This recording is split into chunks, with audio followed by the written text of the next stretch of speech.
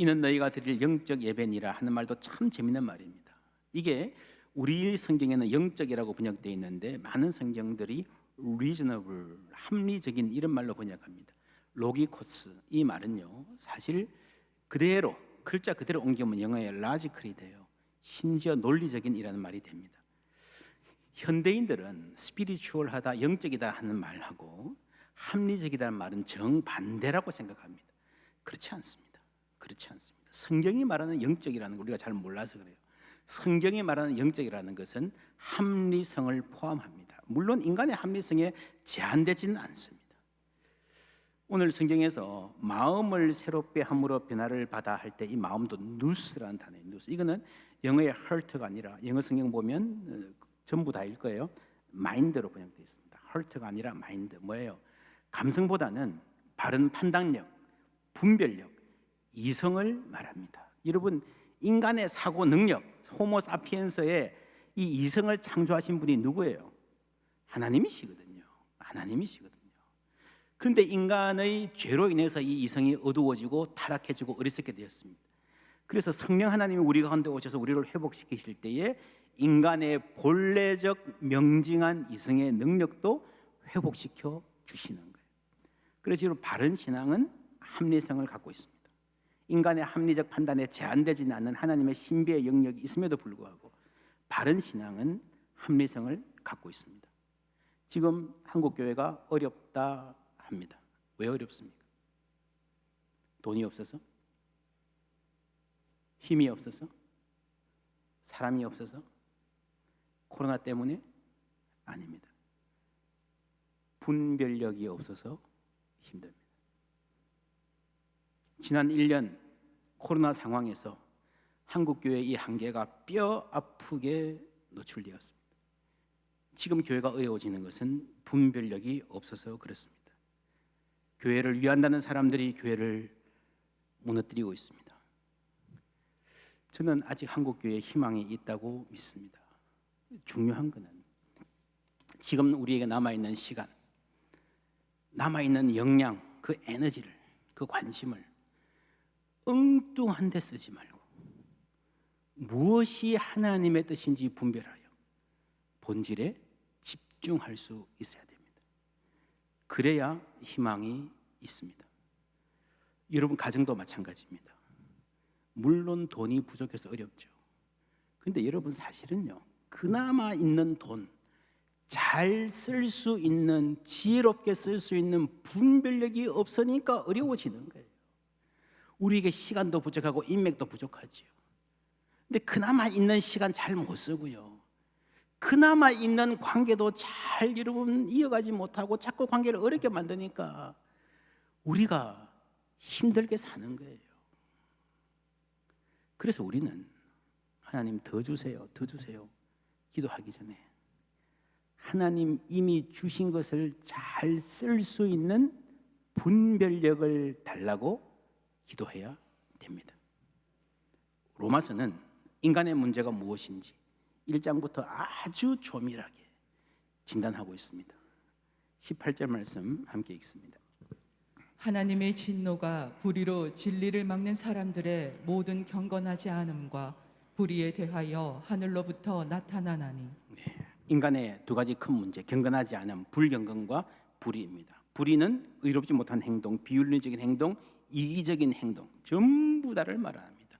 온갖 사회의 문제가 이 불의에 해당됩니다. 그런데 성경은 뭘 먼저 말하는가 하면요, 불경건과 불의라고 말합니다.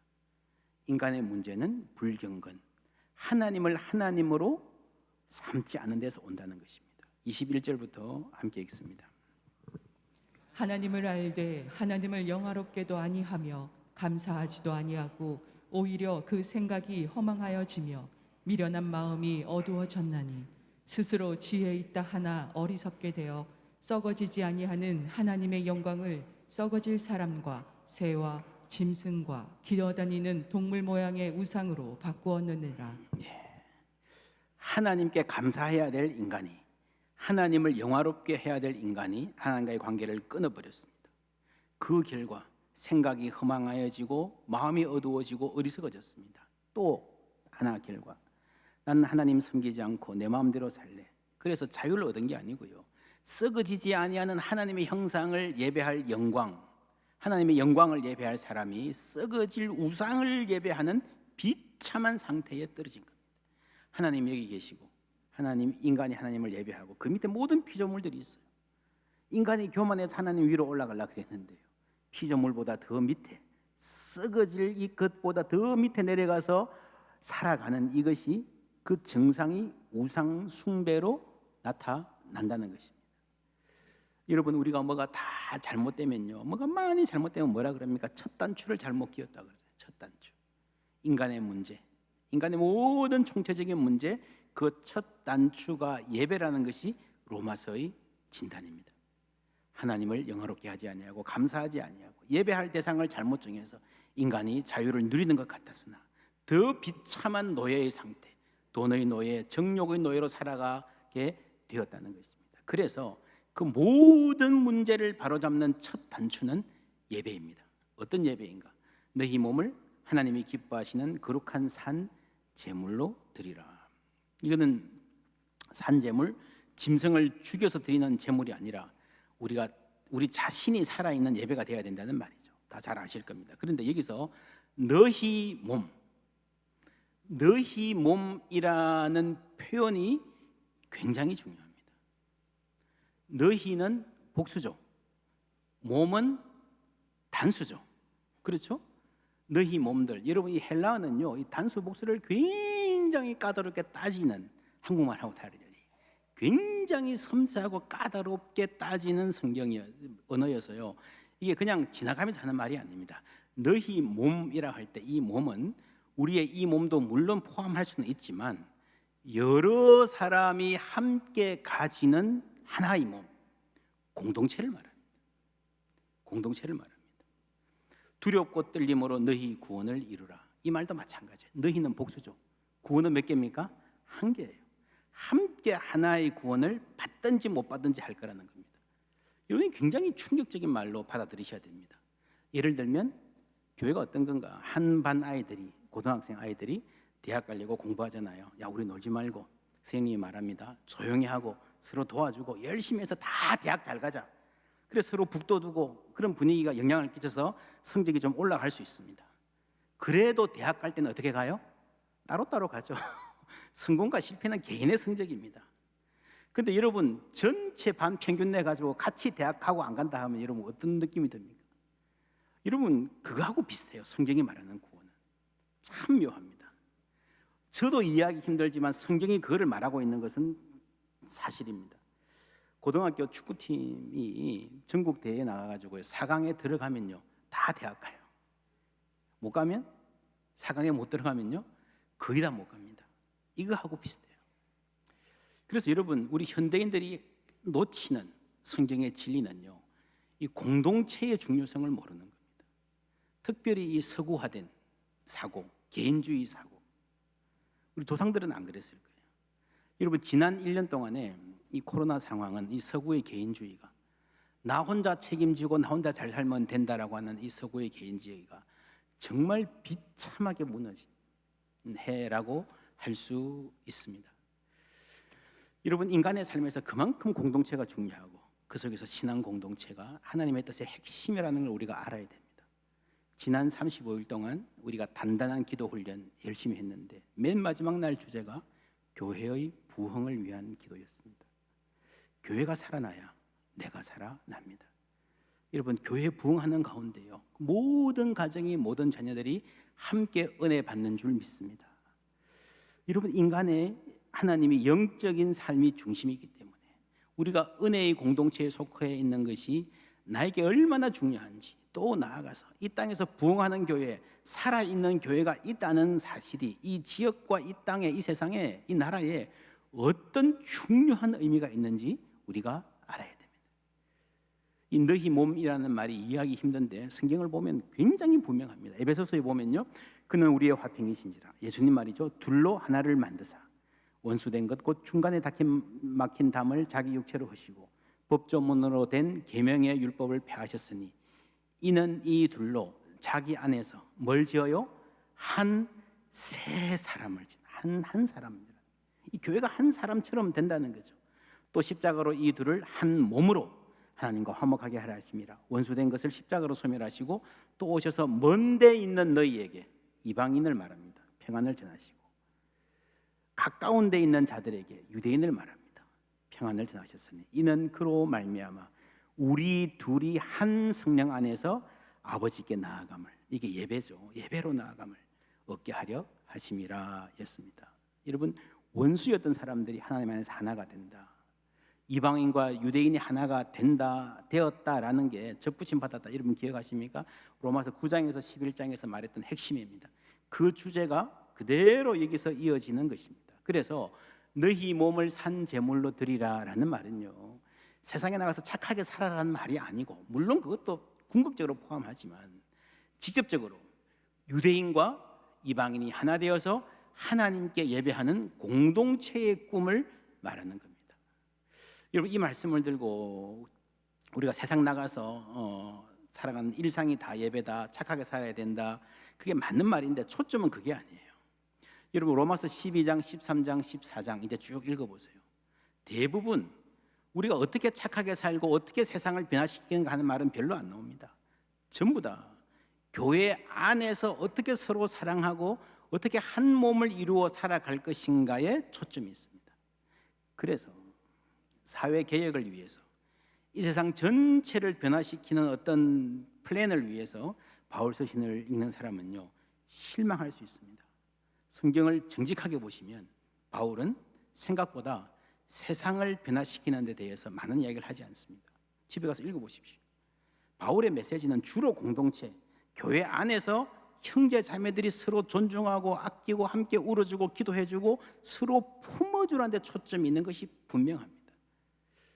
그래서 세상을 변화시키는 어떤 원대한 메시지나 프로젝트를 기대했다면 허무하기까지 합니다.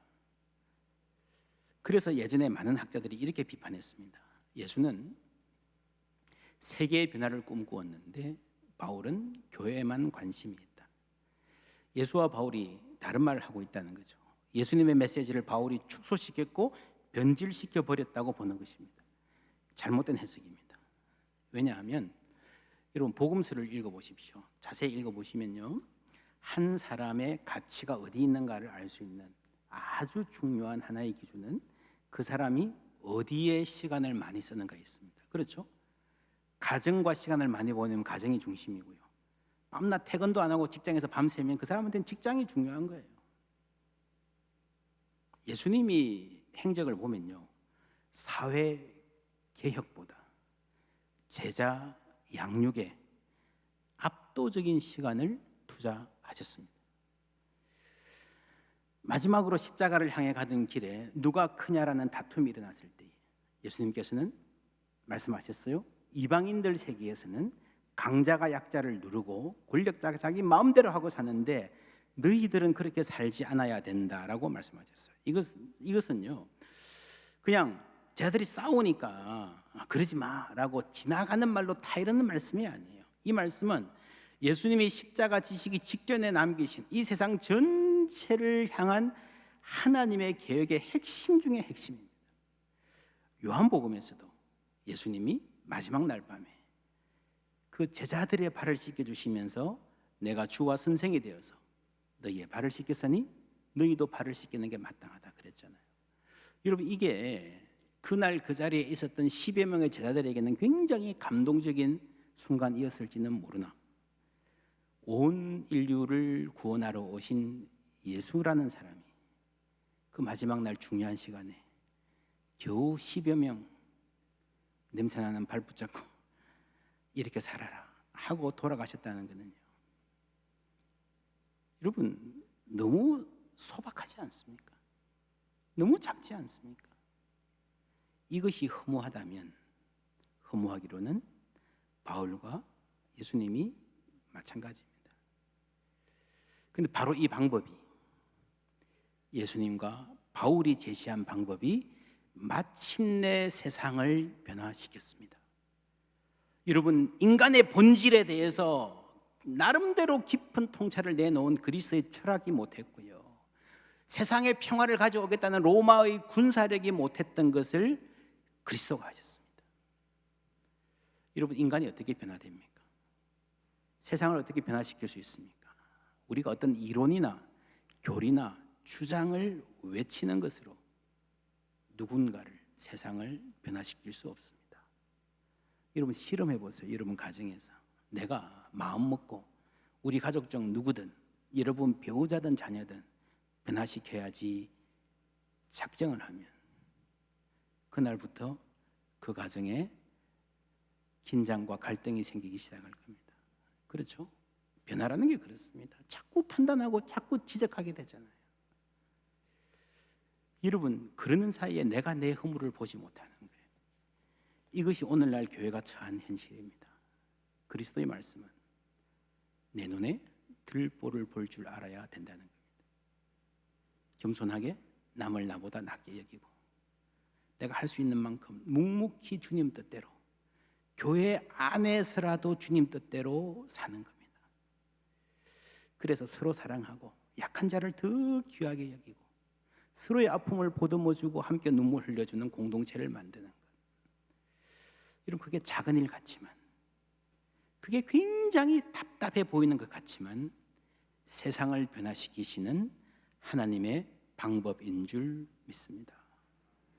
여러분, 인간이 어떤 교리나 이론이나 고매한 사상으로 변화될 수 있다면요, 예수님이 세상에 오실 필요가 없어요. 그죠? 그 하늘에서 가르쳐 주면 되잖아요. 이렇게 살아라. 그대로 하면 되잖아요. 그런데 예수님은 말씀이 육신이 되어 이 땅에 오셨다 그랬어요. 누군가가 살아야, 진리가 있다면 그 진리를 누군가가 몸으로 살아내야 그것이 이 땅에서 유효한 진리가 되는 겁니다. 여러분, 이 세상은요, 이 세상 자체로는요 희망이 없습니다. 그래서 우리 밖에서 우리를 위하여 몸이 되어서 오신 예수님, 하나님의 뜻을 말이나 이론이 아니라 삶으로 살아내시고 그 뜻에 맞게 죽기까지 하신 예수님이 이 땅의 구원자가 되시는 겁니다. 이제 우리가 그리스도의 몸이라고 하는 이 교회가, 이 교회 안에서 말씀이 육신이 되어야 되는 거예요. 우리 부족하지만 하나님 뜻대로 살려고 애쓸 때에 성령 하나님 함께 하실 줄 믿습니다. 그래서 하나님의 뜻이 우리 몸에 배이는 거예요. 마음에 새기고 몸에 배이는 거예요. 내 개인의 습관이 되고 공동체의 문화가 되어야 됩니다. 여러분, 약한 자를 더 귀하게 여기는 공동체의 문화 얼마나 중요합니까? 그것이 바로 예수의 부활을 증거하는 것입니다. 나는 예수가 죽었다가 살아났을 것을 믿는다, 말로 증거하는 건 물론 필요하지만 그걸로 부족합니다. 교회가 살아가는 것을 볼 때에 하나님이 살아 계시는구나, 하나님의 선하심과 아름다우심을 사람들이 교회를 통해서 보는 거예요. 우리가 그 공동체 안에서 우리가 믿는, 우리가 섬기는 이 복음의 능력과 아름다움을 날마다 체험해 가는 거예요. 그래서 우리의 분별력이 자라고 우리의 순종이 인생의 힘든 고개를 넘을 줄 알고 주님 따라 사는 것이 정말 복된 길이구나, 우리가 배우게 되고 세상에 전할 수 있는 그런 아름다운 공동체, 새 시대의 공동체 함께 세워가시기를 주님의 이름으로 부탁드립니다.